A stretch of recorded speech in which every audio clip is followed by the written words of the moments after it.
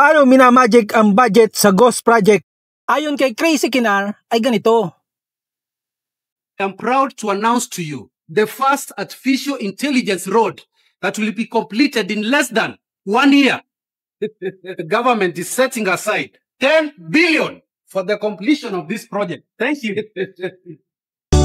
Kukurakot sila doon sa left, kukurakot din doon sa right. Ang dasal ko lang, bangungutin sila tonight. Kawatan ng money, money, money. Ay naku, kayo ay huling, huling, huli. Mga adik sa pera, gaman sa kwarta. Kukurakot sila doon sa left, kukurakot din doon sa right.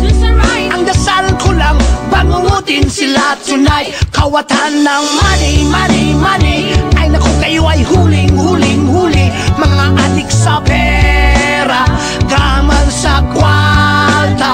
Ngayon, alam mo na. Kaya gumising ka. Huwag kang magpauto sa matamis na pangako at magandang plataporma. Sapagkat lahat ng politikong kumakandidato ay maganda ang mga plataporma. Piliin mo yung tunay na may malasakit sa bansa at tunay na may malasakit sa susunod na henerasyon ng Pilipino. Marami sa atin ang puro reklamo tungkol sa mga anomalya sa proyekto ng gobyerno. Pero pagdating ng halalan, sayawan lang ng politiko, kantahan lang ng politiko, bigyan lang ng ayuda, yun pa rin ang ibuboto.